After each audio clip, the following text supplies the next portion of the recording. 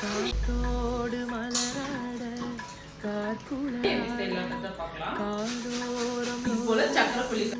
சங்கதி பாட காத்தோடு மலராட கார்குழலாட காதோரம் லோலாக்கு சங்கதி பாட மஞ்சளோடு கொஞ்சவரும் மேகம். ஹாய் ஃப்ரெண்ட்ஸ், வெல்கம் டு சமையல் செய். எல்லாரும் எப்படி இருக்கீங்க ஃப்ரெண்ட்ஸ்? நல்லா இருக்கீங்களா? இன்னைக்கு பார்த்தீங்கன்னா சூப்பரான ஸ்நாக்ஸ் செய்ய போகிறோங்க. அது என்னன்னு பார்த்தீங்கன்னா சக்கரவள்ளி கிழங்க வச்சு பார்த்தீங்கன்னா புட்டு செய்யலாங்க. இது எப்படி செய்யலான்றதை பார்க்கலாங்க. ரொம்பவே சிம்பிளாக செஞ்சிடலாம், ஆனால் பார்த்தீங்கன்னா ரொம்ப டேஸ்ட்டாக இருக்கும். இப்போ வாங்க எப்படி செய்யலான்றதை பார்க்கலாம். சக்கரவள்ளி கிழங்குல பார்த்திங்கன்னா மண்ணெல்லாம் இருக்குங்க. கொஞ்சம் நேரம் தண்ணியில் நல்லா ஊற வச்சுட்டு தேய்ச்சி கழுவுனீங்க அப்படின்னா மேலே இருக்கிற மண்ணெல்லாம் வந்து போயிட்டு ஃப்ரெஷ் ஆகிடுங்க. அது போல் நான் கழுவி வச்சுருக்கேங்க. இதை பார்த்திங்கன்னா தோலெல்லாம் எடுத்துகிட்டு தண்ணியில் போட்டு வச்சுக்கலாம். ஏன்னா வந்து சக்கரவள்ளி கிழங்கு வந்து கலர் மாறிடும். தோலெல்லாம் இது போல் சீவி எடுத்ததுக்கப்புறமா இது போல் காய் சீவத்து பார்த்திங்கன்னா நம்ம வீட்டில் எல்லாரோடைய வீட்லேயும் இருக்குங்க. அதை பார்த்திங்கன்னா நான் எடுத்துக்கினேங்க. இதில் பார்த்திங்கன்னா உங்களுக்கு எந்த ஒரு காய் சீவத்தில் பிடிக்குமோ அதை வச்சு நல்லா வந்து தேய்ச்சி எடுத்துக்கோங்க. பூவோ இது போல் நல்லா துருவிட்டு இதுக்கப்புறமா நம்ம புட்டு செய்யும்போது பார்த்திங்கன்னா ரொம்பவே நல்லா இருக்குங்க. குட்டீஸ் எல்லாம் பார்த்திங்கன்னா கிழங்க வந்து அப்படியே வேக வச்சு கொடுத்தோம் அப்படின்னா அந்த அளவுக்கு வந்து விரும்பி சாப்பிட மாட்டாங்க. இது போல் புட்டு செஞ்சு கொடுத்தோம் அப்படின்னா ரொம்பவே விரும்பி சாப்பிடுவாங்க.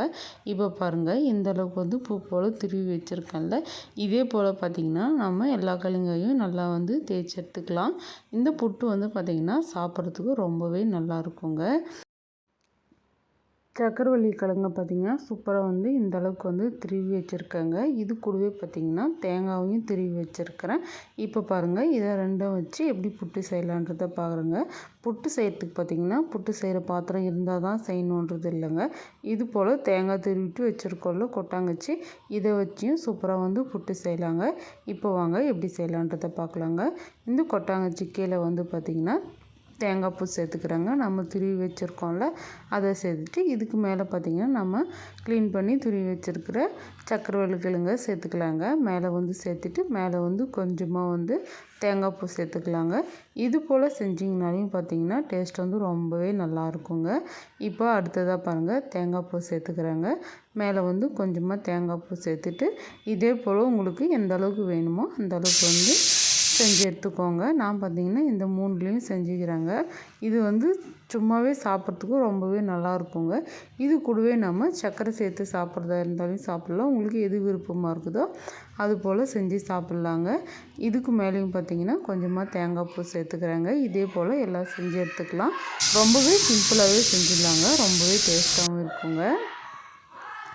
எங்கள் வீட்டு குட்டீஸ்க்கெல்லாம் பார்த்திங்கன்னா இந்த ஸ்நாக்ஸ் வந்து ரொம்பவே பிடிச்சிருந்துச்சிங்க. அடுத்ததாக என்ன, இட்லி பாத்திரத்தில் வச்சு வேக வச்சு எடுக்க வேண்டியதாங்க. ஒரு 10 நிமிஷம் வேக வச்சாலே போதுங்க. சூப்பராக வந்து உள்ளெல்லாம் குக் ஆகிட்டு ரொம்பவே டேஸ்ட்டாக வந்து ரெடி ஆகிடுங்க.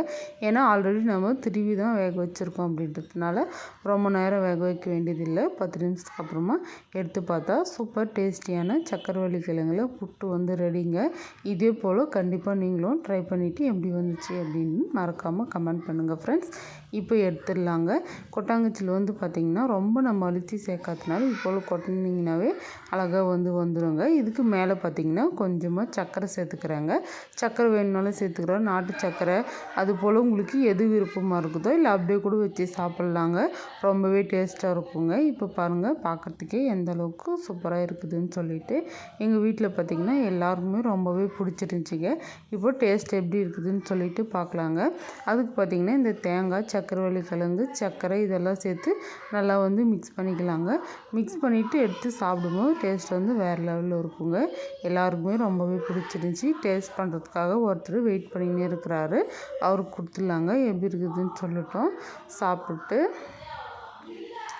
இவங்களுக்கெல்லாம் பார்த்திங்கன்னா ரொம்பவே பிடிச்சிருந்துச்சிங்க. குட்டீஸ் பிடிச்சாலே நம்மளோட டிஷ் வந்து சக்ஸஸ்ங்க. இன்றைக்கி பாருங்கள் எல்லாருக்குமே பிடிச்சிருந்துச்சி.